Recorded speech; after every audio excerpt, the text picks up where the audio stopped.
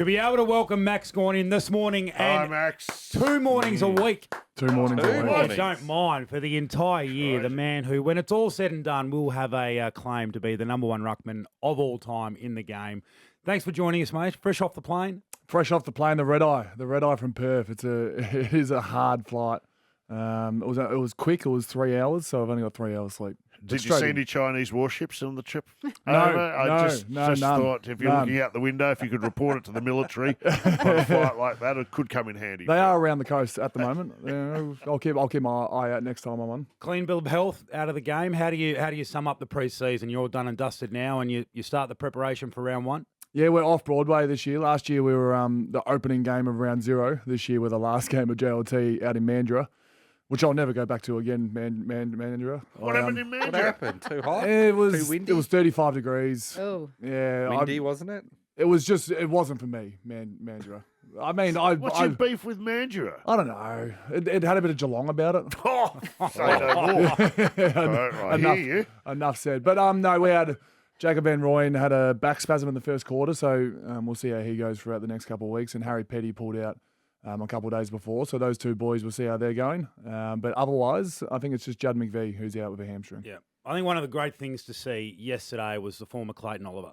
So 28-3, you would have got the 3 votes. Obviously, a really, really difficult year last year. There's been a lot of noise over the weekend. Goody had an article, Brad Green came out about the healing. Healing was the word that was used about you guys. So we've spoken to death about what you're healing from and the incidents from last year, but how do you actually heal as a footy club? What practical things have you guys done over the summer? We talk a lot, which is the first part. We're able to get all of our feelings up. We're able to, this year, instead of doing a 2K and skin folds on day one, we did a 1 week camp in Bright. So it's very, very different. But the saying is before you get your footy boots on, you got to make sure the main part of a team is ticked off, and that's culture. Such a open-ended word, culture. But we're able to go over there, and a few people talked about how they've been feeling the last couple of years, and we've been able to channel that. And yeah, I think both those boys use the word love. It's a pretty powerful word. It's not a word that is used a lot in football. So Clayton and Christian Petrarca, you're talking about? Yes. Yep. And also Goody and Greeny's press, however they did their talk. Their interviews. Yep. They spoke a lot about love. So Yep. it's a cool word to get behind. But yeah, in the end, we're going to be judged by how we play footy. And we're pretty excited for the first little bit of adversity because there's no adversity in pre-season. It's relatively easy. So the first little bit's going to come up. We're going to, GWS at some point are going to kick 2-3 in a row, round one, and see how we respond. Kozzy Pickett's the other one whose name's been coming up a lot lately. And I'm just interested as a captain and the leader of the group, how do you tackle a situation where you hear that he might have been texting players from other teams saying, I'll be playing with you? You know, we've all heard the rumours. Do you try to take on an active role in convincing someone like that to stay, or is it just you put your arm around them and hope? How do you play a role as a leader in that? Yeah, I'm not naive to the game we play in and how free agency is playing out. And we have a kid who is from WA and SA. He's got a bit of family in both. And at the moment, the way I see it is, let's put all eggs in making Kozzy play the best footy currently. I'm going to put my arm around him as much as I can and make him feel as comfortable as he can, because this year we need him. I'll leave it up to all the people it'd be for what happens in the future. I know he is contracted, but right now I judge him by what I see. I don't worry about the rumours. I judge him by what I see Monday to Friday. And get him to try and play the best the football he can be for us to be the best team we can be this year. The Melbourne president, Brad Green's put a fair bouncy on his head over the weekend. 3 first-round draft picks. Yeah. May have gone rogue. That's a lot of love. You're talking about love. Yeah. That's a lot of love. That is a lot of love. That's a big cuddle. That's a really early play by Greeny. That's before a game has even been played. Yeah. He's talking trade and free agency, but that's the game we play, and that'll make news all week. But I'm sure, is anyone worth 3 first-round draft picks? Yeah. No, you. You. At You wanted me to 33. say that, didn't you? At I can 33. tell the way you looked at me. 5 first-round draft picks. picks. Yeah, for you. Hold that thought, Maxime, or Max Gawn in just a moment. Max, I put it to you, window closing. Oh, If you don't get it across the Mick line this year, Malloy. it's going to be a waste. No dynasty for you. Do not pass go. Do not collect $200. Understood. Yeah, and to be fair, we come 14th last year, so we have every right to have all sorts of criticism. But I'd like to think only me and Steve May are in the deep 30s, so I'd like to think our window is open for a little bit longer. Do you get a feeling this time of year like it's? I remember standing in front of the crowd at a season launch saying we're a good chance to play deep finals, and we won the spoon. Yeah, right. So I've got a tough read on things. So you're the boy who cried wolf. Yeah, I think all clubs right now, we're peak. I mean, there's a couple of injuries at a few clubs, so maybe they're starting a bit behind the eight ball. But right now, everyone's going, we're the best versions of us as a team, and we should be able to play finals. So there's 18 good teams. How was Captain's Day?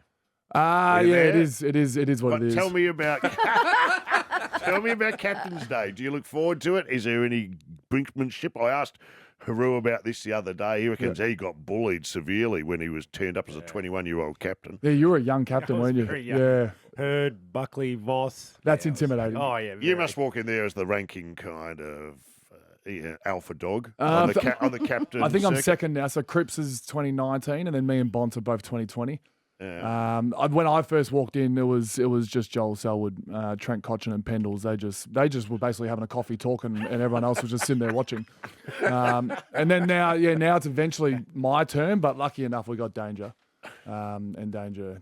What do you talk about? What do you do? They bring up, as you can imagine, the 20 top agenda items that the AFL want to talk about. They're all in there, from IDP to concussion.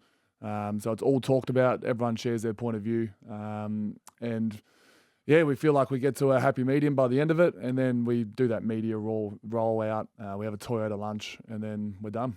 Have you got a view on the push of players into the contest? So we've seen it 3 times over the last couple of weeks. So Layla from Richmond got the concussion. Starsovit's got concussion. And then Mitch Owens from the Saints has got a shoulder issue from being shoved from behind into a contest where you've got no ability to really protect yourself. Should we be stamping that out? Yeah, I feel like there's an art to that because a lot of defenders do it. But the idea is you push them out. Bastards. Right.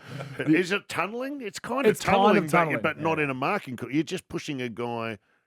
To me, it's like pushing someone into oncoming traffic. Yeah, like it's imagine similar. pushing someone out into a road where there are vehicles. There's a lot of heavy hitters in those packs. You can really hurt someone, right? The idea is to push them outside of the player. So, I still like the skill of it to be able to block your teammate come back for a mark. But it's certainly a free kick, and if not more, for people that push them straight into an oncoming player. So how good is this? I've seen Stephen May do that, but that was in Sorrento. That wasn't. That wasn't on the field. Is that an issue? Don't bring up Entrecôte. It's done. Entrecôte's done. Well, do you know what? I've been sitting at home making a little Entrecôte Lego. Because I know Lego's on board. It's a big sponsor. Lego is on yours board now. Is that a big day? What do you get for that? Do you get like free Lego packs? Or? We had an almighty launch with Lego. Did you? Instead of kicking a footy and stuff, we built a Lego tunnel, which was an interesting project for 25-year-olds, but we got there. Lego's great. I want to see a Lego beard, like a Max Gawn Lego beard. That'd be good. We could do that. A Petrarchus spleen. Did you make a little spleen out of Lego? I didn't even know what a spleen was 18 months ago. Now it's the most common word in my vocabulary. I've said it every day now. Now they've got a spare in the change rooms and a little esky, just in case things go wrong. So me and Titus didn't start off the greatest. So Titus... Well, here we go. Here we go. No. Titus loves a lot of, let's say 60% of your jokes back in the day was how bad Melbourne were. Oh, and fairness. And we fairness. were bad. We Come were on, bad. mate. Truth is a defence. And I think this was your quote. Titus thinks Nathan Jones wants to rip his head off. And to be fair, I reckon he does. He does. He told me that. So that was what I was walking into when I first met Titus, that Nathan Jones had him up on the board at home. And, the dartboard. 70% of the jokes were based on Melbourne. But now And none of them were directed at Nathan too. No, we have blossomed since. Our relationship couldn't be better. It's strong. You did deliver me a premiership. Yeah. Thanks for coming in. You've been great. Why are you going to make a bold prediction about Melbourne for the season? I'd like to think we're playing footy in September. But like I said at the start, we're keen to see what this new group and new philosophy stands up. Anything short of a premiership will be a failure. Thank you for joining us today, Max Gawn. We'll see you Thursday. Thanks. Mick in the Morning.